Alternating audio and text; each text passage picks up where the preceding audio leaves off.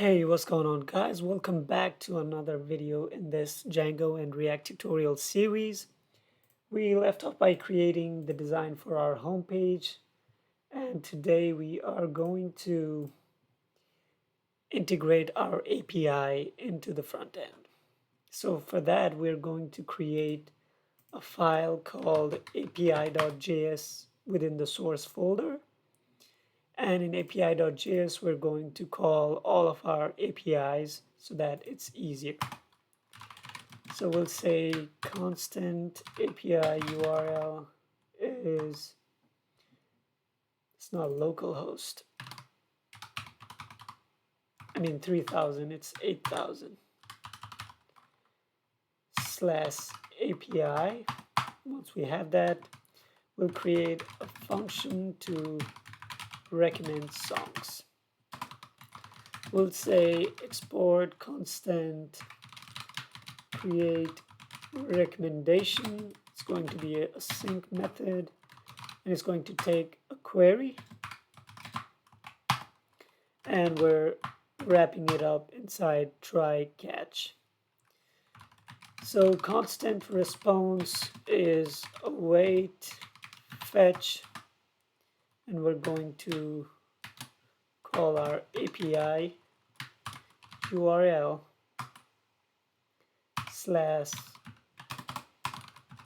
/recommender. So this is us creating a URL and executing that endpoint on the front end. So once we have that, we can specify what our method is. It's a post method. Then we'll specify the headers. For now, we don't have any login or sign up or anything like that, so we don't need any tokens. But we need to specify that the content type is going to be application/JSON. And we'll store the information of the body in body, and we'll stringify the query. That's done. And if the response is not okay, we'll throw a new error saying fail to fetch recommendations. If not, we'll just get our results back in JSON format. And to close it off, we'll catch any sort of errors, and we'll console it saying error in create recommendation. And not only that, we can also throw that error. So once we have our API call ready in the front end, it's pretty simple. You might need to get used to the syntax and everything, but we're basically using the recommender endpoint that we have on backend and calling it on front end using the post method, and it will give us the response back in JSON. So we'll take this in our home page and we'll import it from API. And since we have the errors coming in as well, I've set the results and set results over here so that all the results that we get are going to be stored in the results variable, and all the error is going to be set on the error variable. Likewise, we need a loading screen or a loading spinner or something like that that can, while it's fetching data from the backend, we can just set it's still loading so that the user experience is more better. Now we'll create a method to handle recommendation, and we'll say const handle recommendation. This is also going to be an async method, and we'll see if the user query, and we'll trim it out for any of the extra white spaces. If the user query is empty, we're going to set error saying please enter a valid query, and we're going to return it right here. And once we have that, we'll say set error as null. If it does not go inside that, we'll just set the error to be null and set loading to be true, because we have not actually implemented our API endpoint yet. Now we're going to call our API, and we'll store the results in data, and we'll say await create recommendation and query. So we're basically calling this method here and passing in the query, which is going to be stored here, which is provided by this input field. Okay, once we have our data, we need to set our results with this method, and it will set the results variable to whatever information we get from backend. So set results data. Now we'll catch error here as well.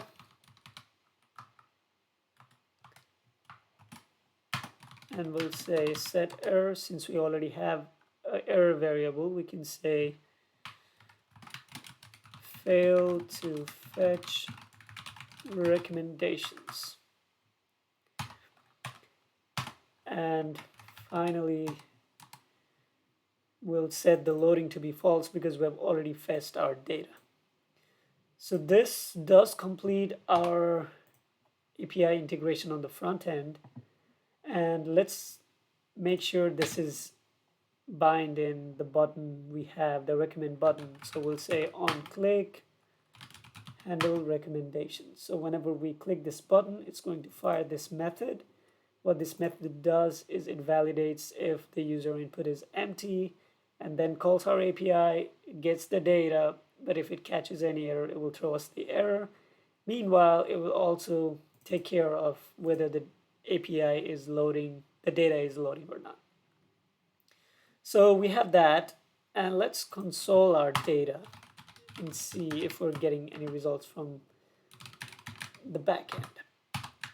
So it says one error. Create recommendation was not found. I am exporting this, so we'll say import create recommendation. It's not in the services. I don't know what it does. We'll say import create recommendation from the API. Okay, there we go. That's the correct directory. Now let's check it out. Let's reload and open your, let me show it from the first. Let's inspect this. Go to network, and we'll say some Travis Scott songs recommend.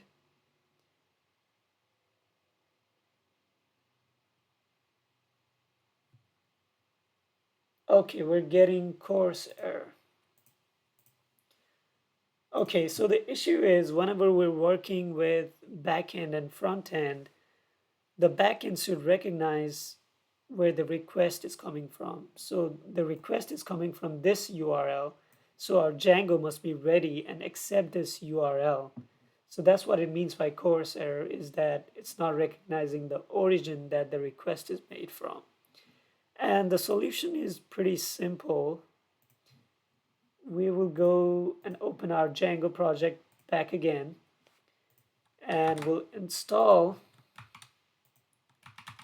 the server.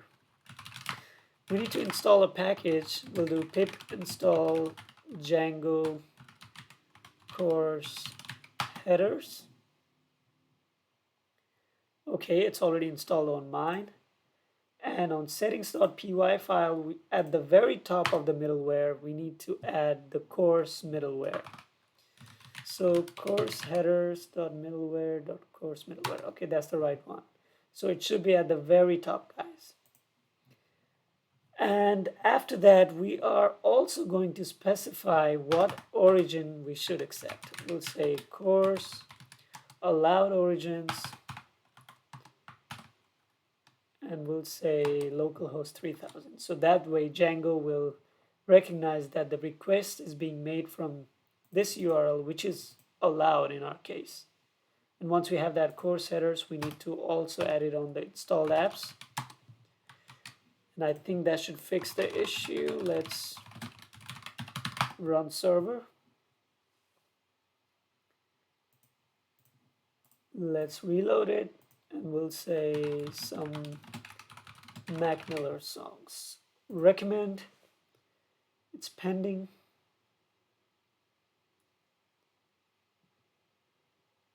Okay, we're getting 200. That means success. And there we have it, guys. We have actual response coming from the backend with 5 of the recommendations made by AI. So that is a really good progress. And next, what we're going to do is once we click this recommend button, we want to populate this table. So we already have the data in the front end that is stored in the results variable. So we are going to loop through that results variable and fill this out. And we're going to do that in the next video. And for this video, you might run into a few issues. If you have any issues, definitely let me know in the comment section below. If not, I'll see you guys in the next one. Thank you.